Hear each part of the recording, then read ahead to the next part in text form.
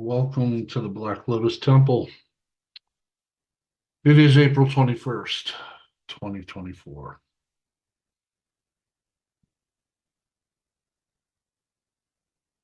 When I was growing up, even though I belonged to the church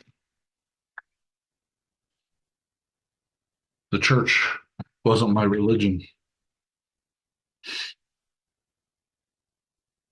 From the age of 9, my religion was something totally different. And like I said, though I was a part of the church did not teach me my religion. My religion is what we called the martial way, path of the warrior. Martial arts was my religion. It taught me everything I wanted and needed to know about salvation. Do you realize that? See, I'm not talking these McDojos that we have nowadays.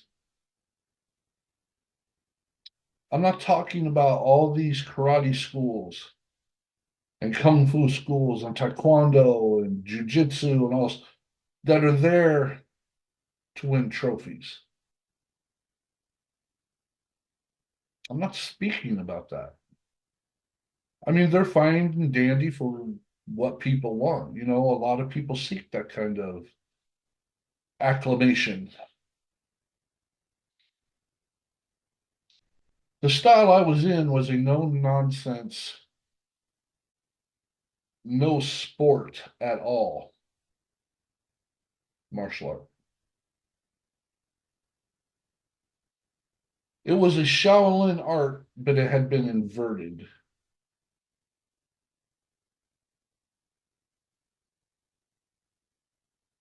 Basically, what you could say, if you don't understand what I mean about it being inverted,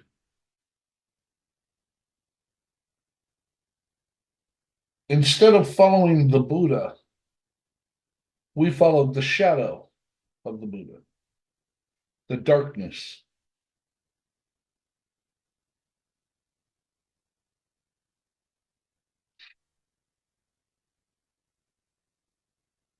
And I became very accomplished at what I trained to be.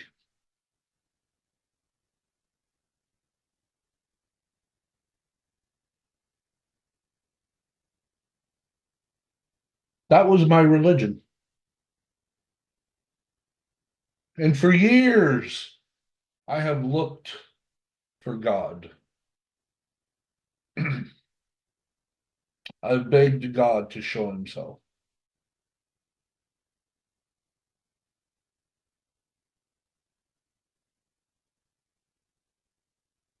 I've looked and been a part of pretty much every mainstream religion there is. I've studied them all. I know what they believe, what they teach.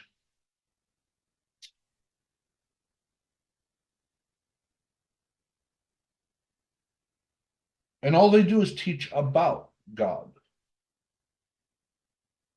It's not the religion of God, it's a religion about God.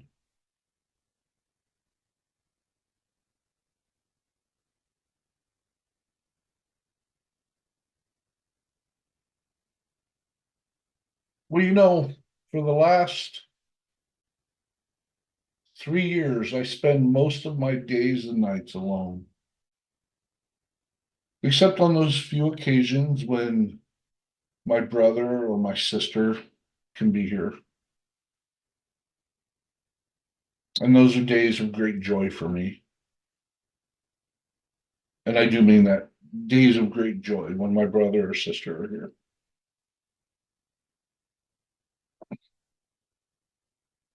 Once in a great while, I'll see my son. But other than that, I spend my time alone, which gives me an awful lot of time to contemplate.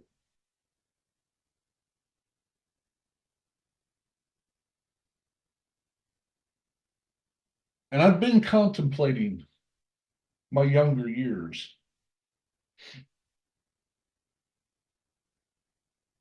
I was in shape. I had a will of iron.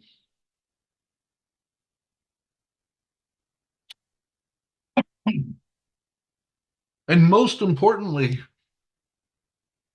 I had mastered myself. I had conquered my body.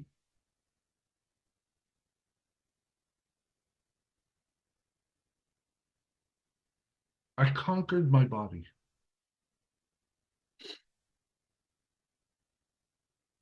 My master, we didn't call him Sifu, as in the Shaolin Temple. They were Feng Shis, masters of the method. Well, my Feng Shi told me straight to my face that I was very close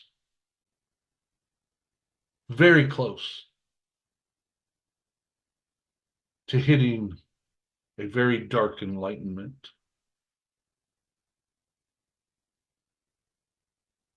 And then what did I do? I joined the fucking military. Lost it all. And if you look at the mainstream religions, what is it they're actually telling you to do for the most part? Conquer yourself, master yourself. Or as they say, die before you die. Crucify your flesh.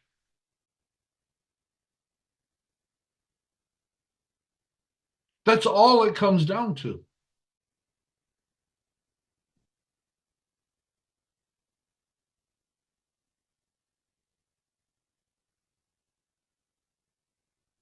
That's all it comes down to.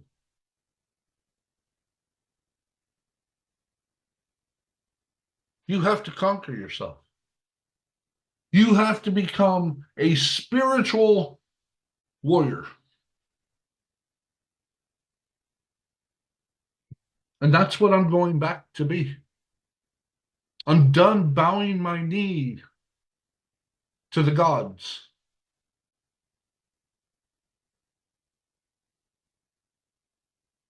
I'm done bowing my knees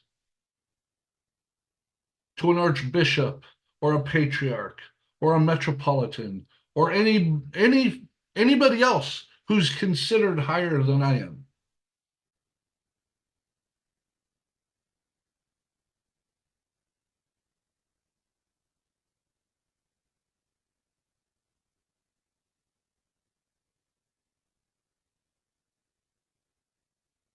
To be a spiritual warrior, to live the martial path, you must become a master of yourself.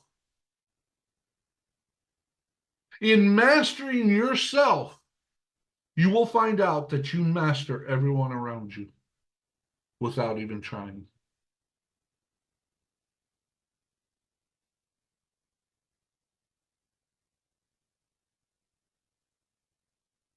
To be able to have the ability to control your thoughts, your behaviors, and to do it with wisdom.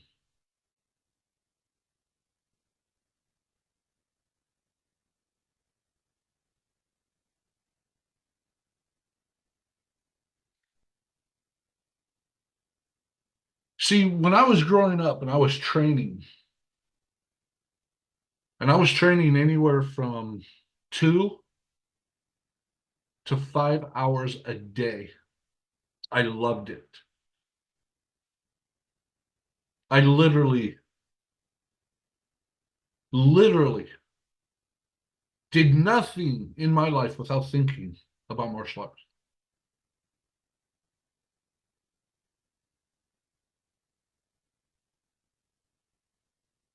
And when I was doing this, and I was conquering and mastering myself, I didn't have negative thoughts. And if I did, which was few and far between, I dealt with them. I had the strength and the wisdom to deal with them.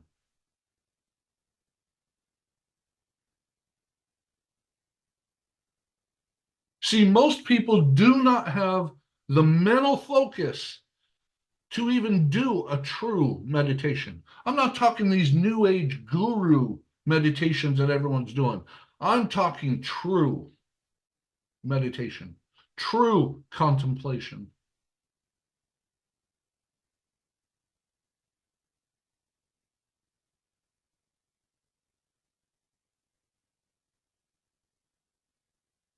Because, see, any distraction from that mental focused, the mental focused attitude will and can easily, and I mean very easily, halt any meditation process, any development of spiritual awareness. And the number one culprit is negative thoughts. Sometimes we look and say, oh my God, where are these thoughts coming from? Because I'm going to tell you, sometimes these thoughts are coming from our own mind, from our own experiences, things that we don't want to deal with, things we want to bury and repress. But sometimes they're coming from outside of our own mind. Whether it's the church, your parents, your family, your community, your government, or they may actually be beings that are trying to stop your progress.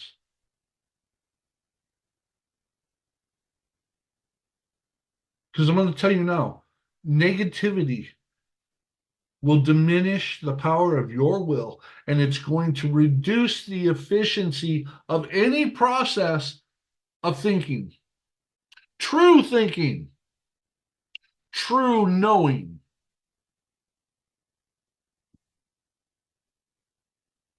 And it will cause anxiety of all kinds, and it's going to reduce any level of energy that you have. How do I know this? Because I'm going through it right now.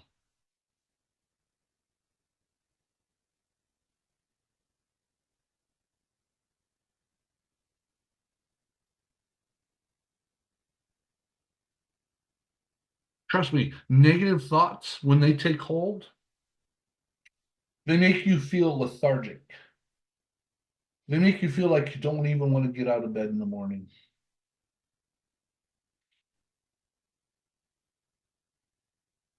Because you just don't have the energy to deal with it.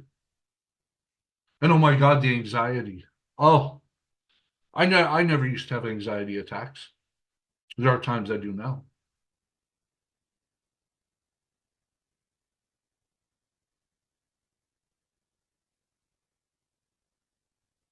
See, a manifestation of any type of negative thought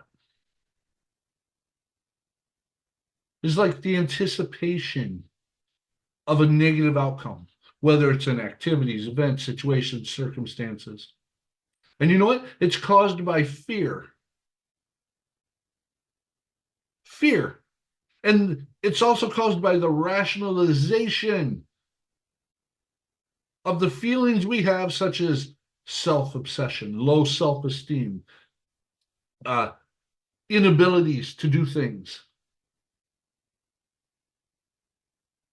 It's a habit of thought that we've learned through conditioning, through traumatic experiences, which are often hidden and repressed since our childhood.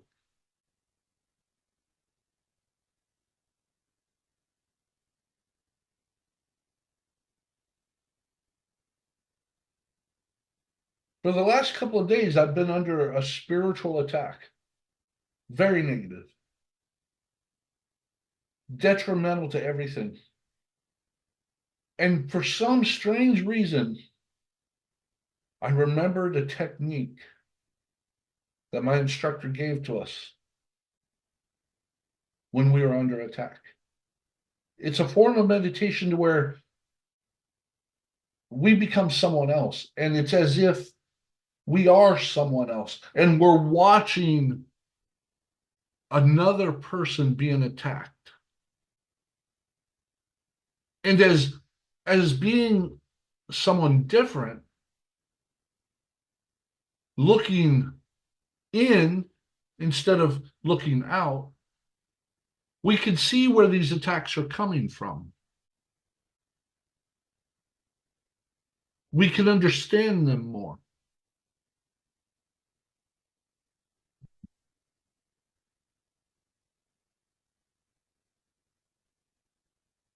And I started seeing that this negativity, for the most part, it's a product of my own thoughts. It isn't existing in any part of my spirit, and it has absolutely no fucking truth to it, which means it has no, excuse me, it has no power of its own. It's the energy of my own thoughts that's giving this negativity power.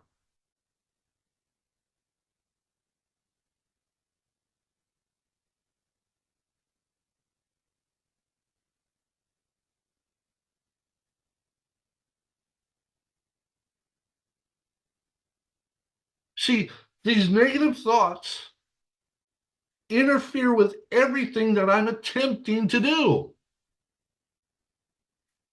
And when I was younger and I was training every day, I was mastering my body as well as my mind and my spirit. I did not have these problems.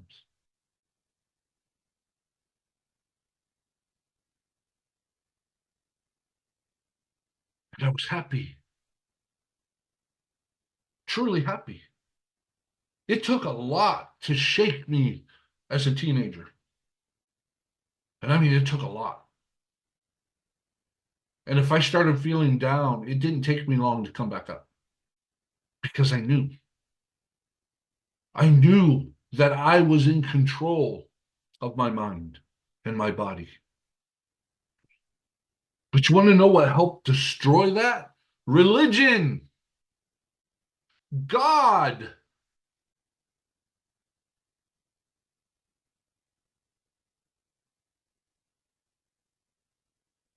That's what helped destroy everything.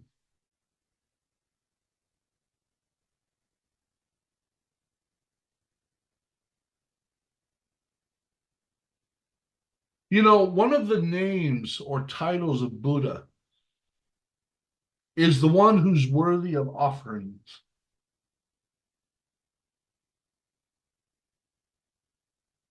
Do you know what that exactly means?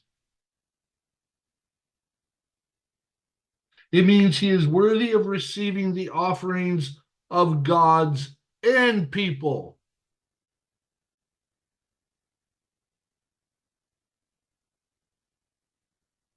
There are 10 names for Buddha. You have the Tathagata.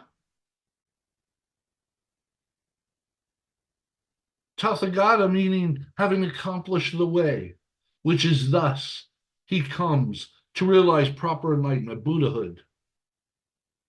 Worthy of offerings, of which I've already told you. One of proper and universal knowledge. One whose understanding and practice are complete. Well gone, liberator of the world, unsurpassed Lord, great regulator, the master of gods and people, Buddha, and world honored one.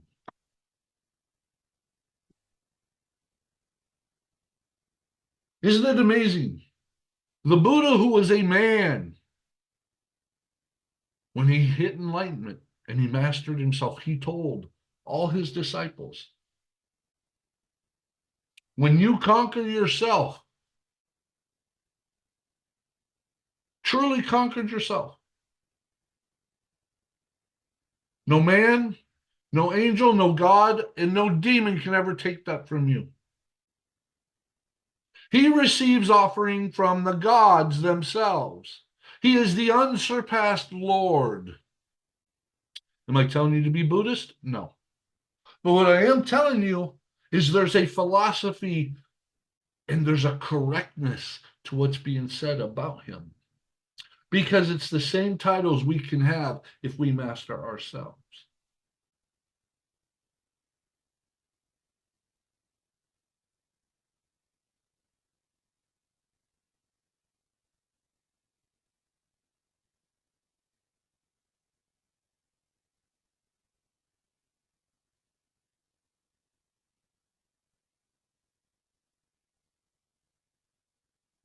Now, see, traditional Buddhism will teach you desire is horrible.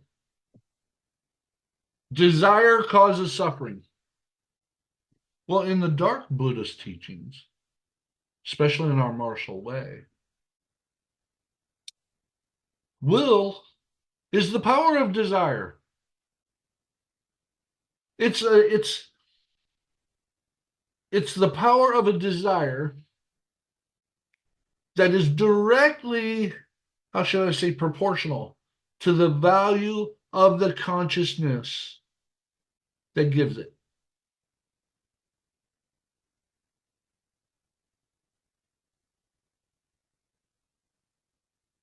See, the appropriateness of a desire needs to be determined by the amount of wisdom that you have. Action upon a desire is determined by your choice. But why make a choice if you're spiritually ignorant? See, we look and say, will is a part of desire. It's the power of a desire. We're not saying desire is wrong. If you don't have desire, you won't have desire for your wife, your husband, your kids, uh, to make a living. You won't have a desire to do anything, let alone be on the path. You have to have desire. You have to have right desires.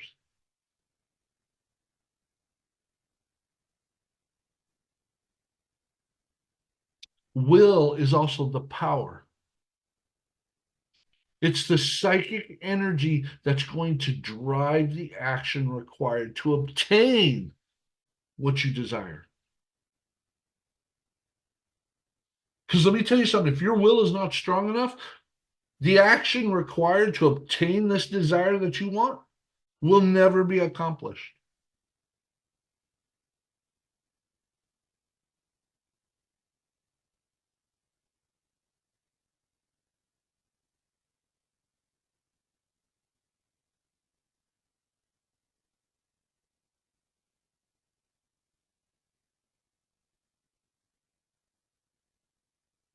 But see, the martial path teaches you how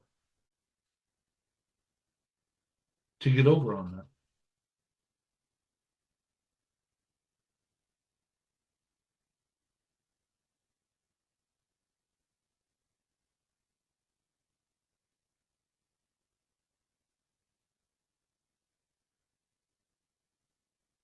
See, excuse me, the religions of the world tell you crucify your flesh, die before you die. But you know what? They don't ever tell you how to do it. All they do is tell you bow before God, bow before Jesus, bow before the prophets, bow before the Bible, bow before the holy books. It kills me. If you study the Tao Te Ching or the I Ching itself. Now, see, the I Ching is the most popular book that is sold next to the Bible. And let me tell you something, it is one of the most esoteric books you will ever read.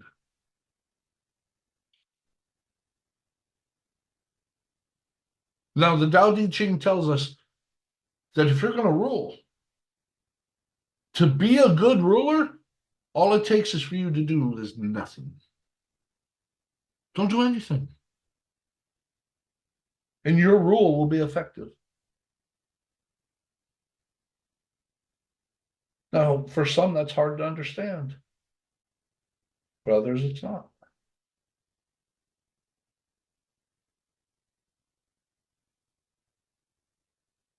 My brothers and sisters, I'm telling you this because I care. Find yourself a good school. I'm not talking a school where you're going to earn trophies. I'm talking a school that's going to teach you to survive on the street. And it's going to teach you first and foremost how to conquer yourself.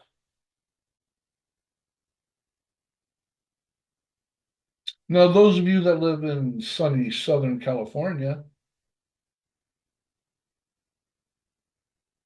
anywhere around Orange County, you can always get a hold of me and you can come train with us. Because I'm telling you, this is the only way. It's finally fucking dawned on me. Master yourself. Make every movement that you do a prayer. You don't need to sit on your knees for hours on end begging a God to forgive you. You can do that yourself. You can forgive yourself anytime you want.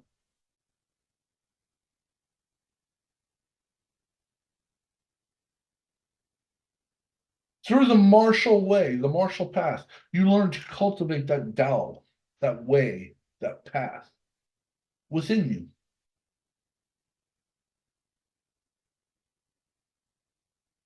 You learn to conquer your mind, your body, which eventually will strengthen your spirit.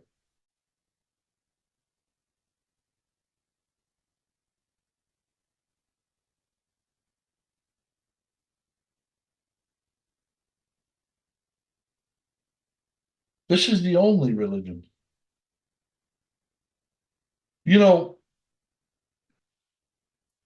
a lot of religions will look and say, no, you have to be a pacifist. And some religions will look and say, well, if you're defending yourself, I guess it's okay. I want you to think about something. There is a person who was called the second Buddha. His name was Bodhidharma. He was a sorcerer. He was a Buddhist priest. He was a scholar, a medicine man, and he was a warrior. He belonged to the Kshatriya class, the same class that Buddha belonged to. They were warriors. See, even the Buddha himself had learned the martial arts. It didn't originate in China, it originated in India. Bodhidharma is the one who took it to the Shaolin Temple.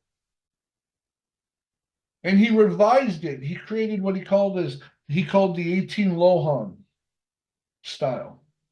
And it was primarily used to strengthen the mind and the body of the monks in the Shaolin Temple so they could complete the meditations, the contemplations, and everything else they needed to do.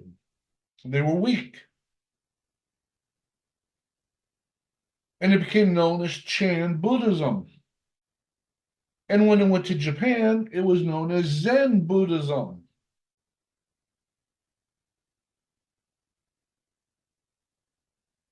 Now, do you realize that the Shaolin priests eat meat? Did you know that? Here they are, fully Buddhist, but they eat meat. Do you know why? Because they're warriors. They need that extra protein. They need that fierceness.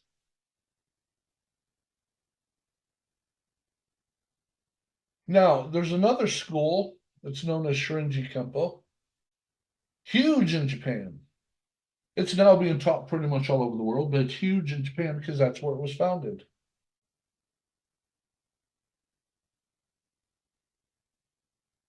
It was founded by a Buddhist priest, and he used it to fight off bandits and thieves and to make neighborhoods safe once again in Japan. And he started a whole college for this.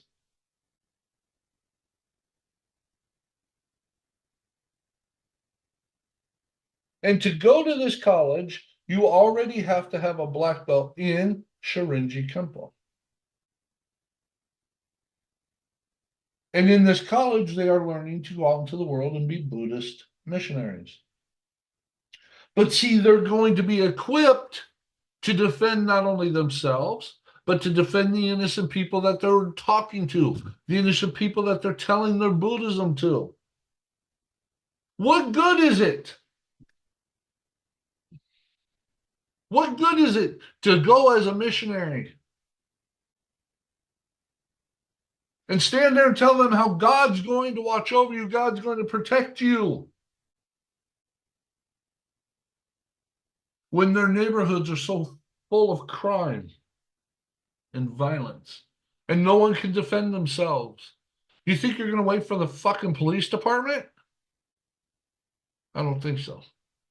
The police are not there to protect you.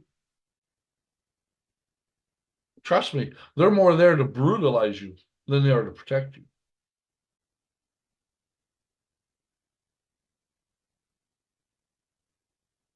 And you know what? What better way to have people master themselves? It isn't going to happen by sitting on your knees praying to God, saying, please do this.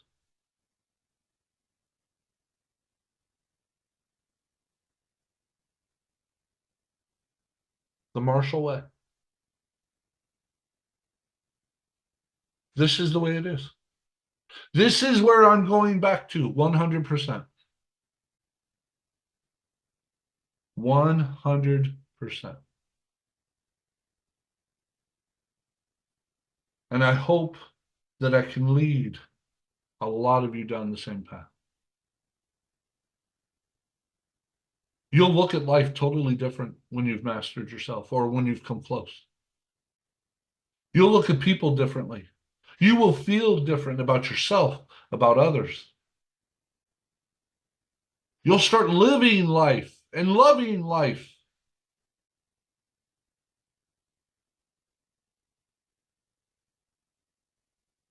That's religion.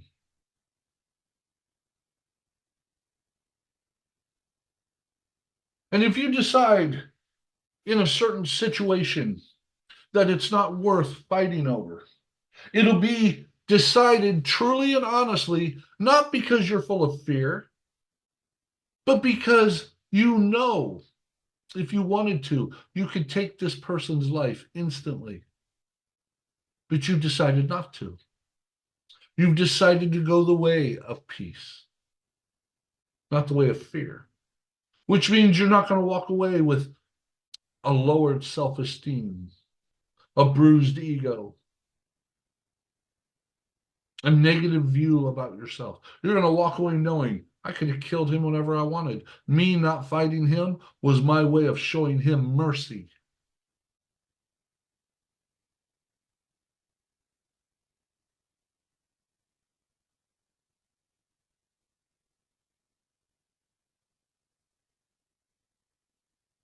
Well, I'm going to leave it at that. Please give me your thoughts. I'd love to hear them.